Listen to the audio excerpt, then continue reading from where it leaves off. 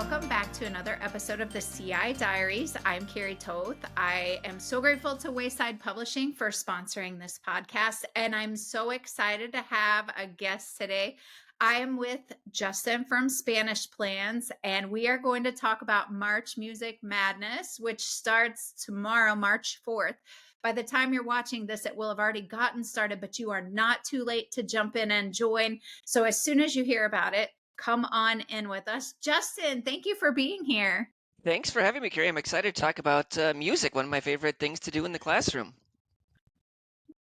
It is one of mine too. And I love March Music Madness in the spring when, winter is just so dreary. And in the spring, it's one of those look forward tos for me to be able to tackle this bracket of songs. Absolutely. It's a time where you're looking for something fun and fresh to do.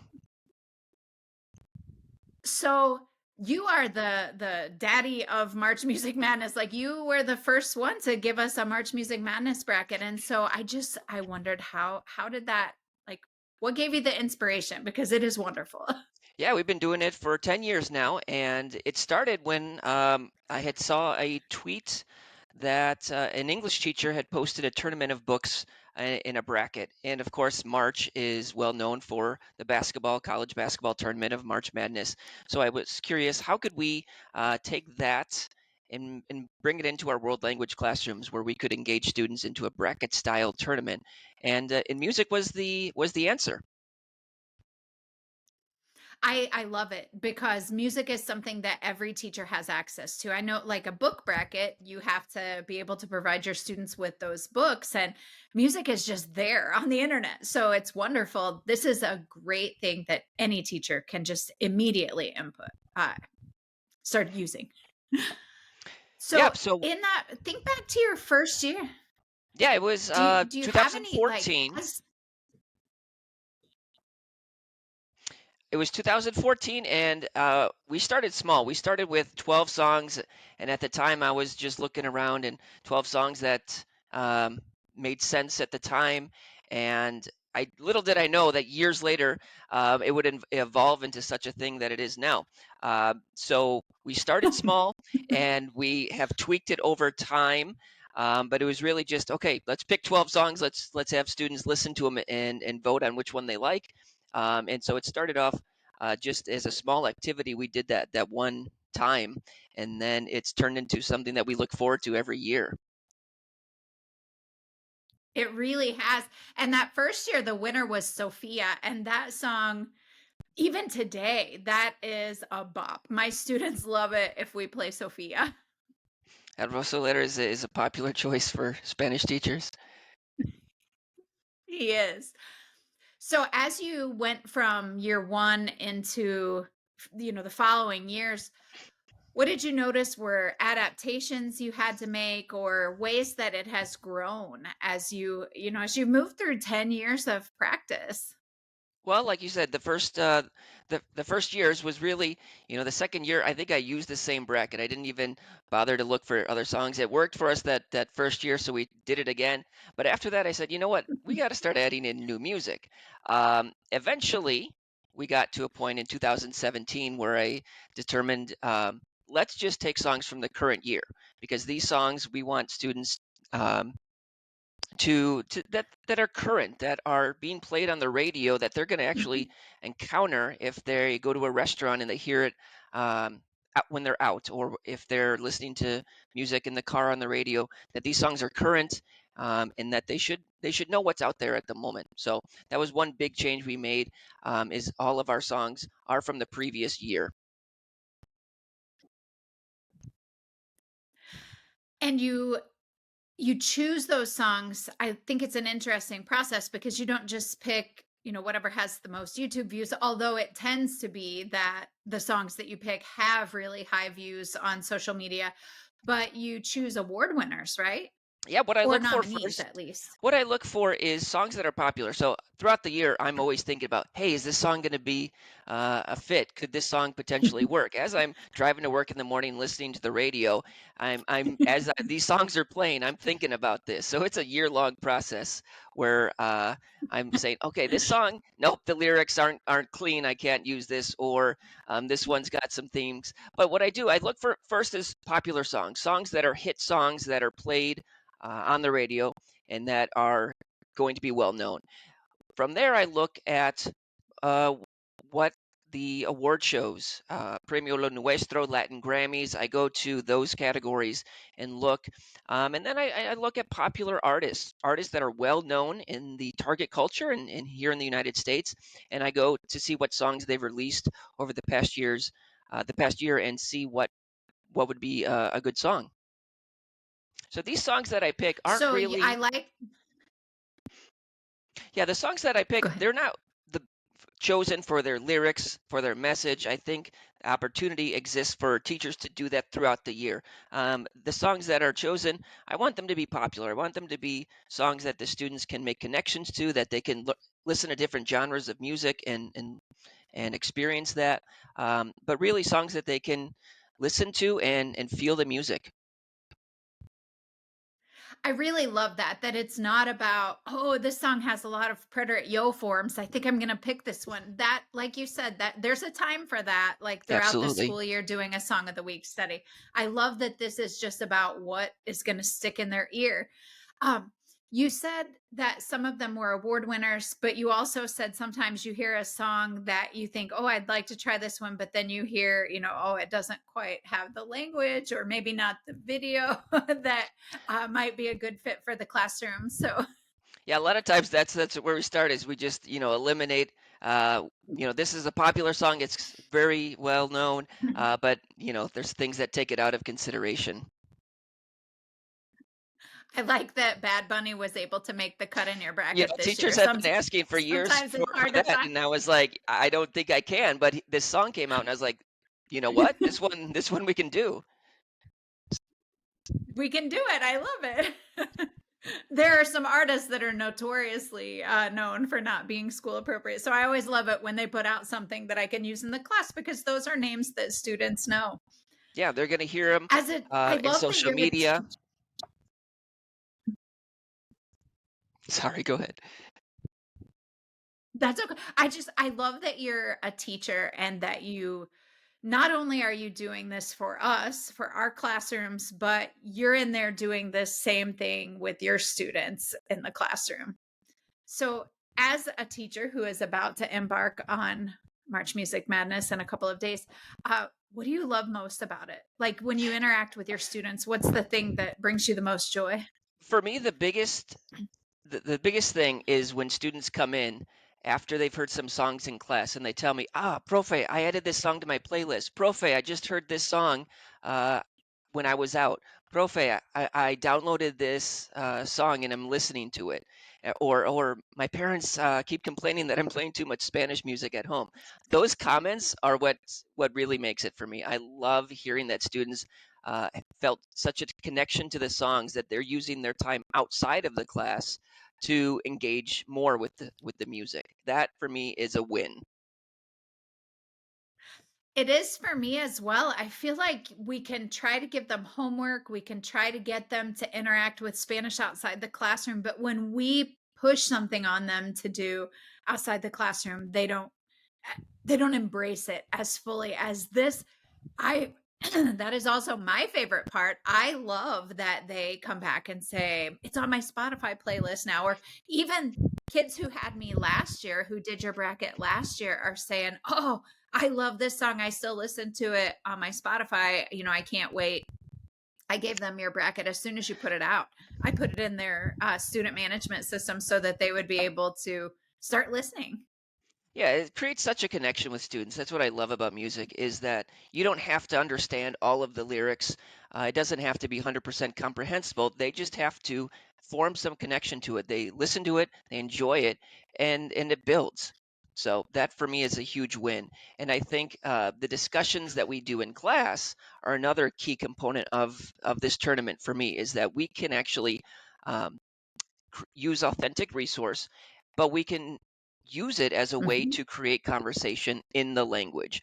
For me, March music isn't about studying the lyrics, but it's about having discussions and for students to learn about artists, learn about different musical genres from the target culture, and then use the language to discuss, to give opinions, to say what song they like more than another one. So for me, that's the biggest piece of March music.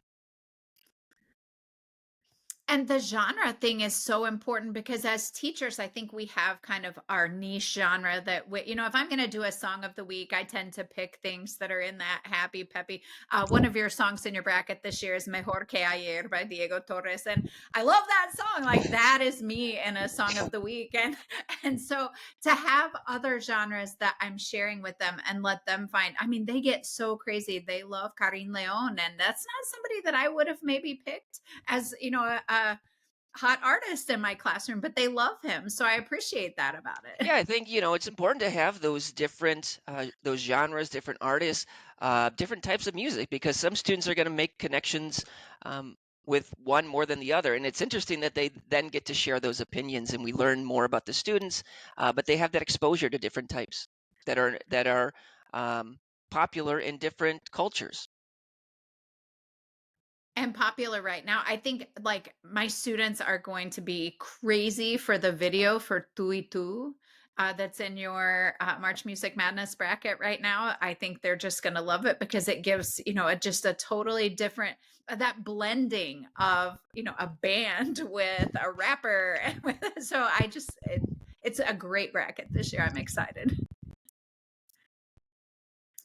So I wondered, looking at this year's bracket specifically and the things that you're doing with teachers. Well, actually, before we talk about that, what do teachers do? Like, let's say a teacher is listening and they are not participating in a March Music Madness bracket yet, and they think, man, I really, this sounds like something great I would like to do. What is offered in your bracket and how do they get involved? Yeah, I think the beauty of this is that there isn't a wrong way to implement it in your classroom. I know teachers that spend 5 minutes a day on it, and teachers that spend 40 minutes a day on it. So it really depends on what the teacher wants to do, what time they have, what constraints that they have in their curriculum and in terms of their Mhm. schedule and things like that. So there's a lot of flexibility depending on how the individual teacher wants to do it. For me, I kind of do something where, pretty much that first round is we're using it every day. It's taking up the majority of our class. We're going to listen to the songs. We're going to talk about the artists, where they're from, uh, practice numbers in terms of talking about how many listens it has on Spotify. And it's Uh-huh. just using the language to discuss the songs before we listen to them. Talk about maybe some of the words that they'll hear in the song for vocabulary, but really, once we do that, then it's listen and then we vote. And then the next day they come in, they found out who wins, and for me, I also poll my students in the class. So there's the national poll that they can vote in up with thousands of students nationwide. But then I also poll my students, and then we compare that. In our class, this was the winner. Does it compare? Maybe it had a different percentage of victory. Maybe the other song won. So we make those comparisons and talk about it in the language. But teachers can go all in and do different lessons. And if they want to do lyrics, they can do lyrics. If they want to have students predict who the winner is going to be beforehand and fill out a bracket, teachers do that. So there's lots of different ways to do it. Um, the simplest way, just listen to the songs and have the students vote is the basic, I think. But there's so much you can do with it, and it's really up to each individual teacher of how much time they want to spend on it and the different activities they want to invest in. I like that. So Justin, for his bracket, he provides you a slideshow, and slide one has information about group one, and slide two has information about group two. And like he said, it gives you the numbers of plays that they have on YouTube and Spotify. And so you can get into those, because when we're talking about songs that are popular and award winners, the numbers are huge. So you really can, work numbers for sure. But then the next slide down offers the two videos, and you can play them straight from there. So you're not doing any like searching down videos in the morning or having to prepare any information yourself. It's all just kind of plug and play. So like you said, it's such an easy thing. If all you want to do is listen to the songs, then skip to slide 3 and listen to the two songs and vote. I love that you vote with your class separately too, because mine always, like, if they have a favorite one and it's not winning nationally, they get so upset. And I like that idea of implementing a class vote too. Yeah, and actually last year my class winner of the tournament was actually different than the national winner, and that's happened I think 2 years in my classroom. Most of the time they line up. Most of the time, each winner in a bracket is similar. But last year, Daddy Yankee won in my no, Daddy Yankee won the national vote, and in my classroom it was the Shakira Bizarrap song. So it's interesting to see the differences in that sense. But like you said, yeah, teachers have access It to is. all the materials. There is a shared Google Drive that they can access and have and see what they want to use. And Justin, I think what we don't talk about enough, this seems like kind of, I mean, on the surface, I think a teacher could make the argument, well, this is just kind of a fluff activity. They're listening to songs and not having any responsibility to take a test or a quiz or fill out a chart or anything. But the truth is, this isn't actually like higher level thinking. Like if we're talking about preparing kids for what they have to do on testing, Apple and Stamp and AP, they have to give and defend opinions, and they have to be able to compare and contrast things. So you're working those skills starting even at Spanish 1 when you're comparing these songs. So it is this opportunity to use the language to talk about something fun. Yeah, and I think, for me, that's a key component, like I said, is that students can be able to make simple statements. And I give them sentence starters. We have bulletin boards where they're able to describe, which song they think is going to win, or I like this song more, or it's better than. So they're using those comparison vocabulary words. And then Yeah. they can agree or disagree with their classmate, um, and using the language to do that as well. So simple things like that, those language functions are a big part of it. Yes, they are. And so, last question. Now that, I mean, it's here, it's for us, for Justin and I, it's starting in 2 days. I'm not sure what day you're listening to our podcast, but March 4th is the kickoff date. Uh, what are you like in your own classroom as you get ready to kick this off? What has you the most excited? What are you the most looking forward to with this group of students you have right now? I've already posted the bulletin board in my classroom of the bracket, and students have, when they see it, they take notice and they start asking questions. That when are we doing that? When are we doing that? And so I already have some students that have listened to these songs and know a few of the songs. And so for them, it's for me, it's the build-in that students get so excited to come into class and what songs are we going to listen to today? What song won? So that buy-in from students for me is huge. But for me, I love listening to the music. I love being able to do that in during class time, and then be able to just have those conversations with students and listen to their opinions and see what they think about it. Because really, we're exposing students to music that they may not have a chance to hear otherwise, and they're learning about artists and people from the target culture that they should know because they're important people. So I think for me, that's what gets me excited about doing this bracket. I'm the same way. The buy-in is big, and you shared the bracket early, and so I started like during the passing periods, I started kind of playing the songs, and so they've become familiar with hearing the different songs. So I'm excited. I didn't tell them that's what it was though. Like I've just had music playing as they were Sure, coming in. So I'm absolutely. excited to see, I want to see their faces when they realize that all those songs that they've been hearing were actually their March Music Madness songs. I, So I, they're, I they're love kind I of love when a familiar with them, student aren't? says, "I think I've heard this song before." Yeah, I've been playing it in class time. So yeah, What? you have, but it's so interesting when students they don't realize That's that. But then, wait a second, I've heard this before. I love it. that subliminal piece. Like we've been working it into your psyche. Exactly. Because I think, the more Justin, times you thank hear a you. song, go sorry, Gary, go ahead. Go ahead. No, you go ahead. No, it's just the more you hear a song, the more you're gonna like it. There are some songs on this bracket I heard the first time, didn't really like it. Second time, it's okay. By the third, fourth time, actually now I really like this song and I love it. So, the more times you hear a song, it's gonna build, and I think that's fun to see too. I feel the same way about the bracket. Justin, thank you so much for for the idea of March Music Madness. And I know that it has spread. There are other brackets. There's a Manier Musical in In French. French, I'm yeah, not sure who does it, but I know that there's a French teacher who's doing a March Music Madness bracket. I'm not sure about the German I've teachers I've if you just guys saw a have German a one as bracket to well. look into. Oh, awesome. So they're out there. If you They're are out there, yeah. interested, if you're not a Spanish teacher, you can get into a bracket. It's not too late, and just enjoy that time to chat with your students about something that we all really like, and that's music. Thanks for being with us today, Justin. Thanks for having me, Gary. Always a pleasure.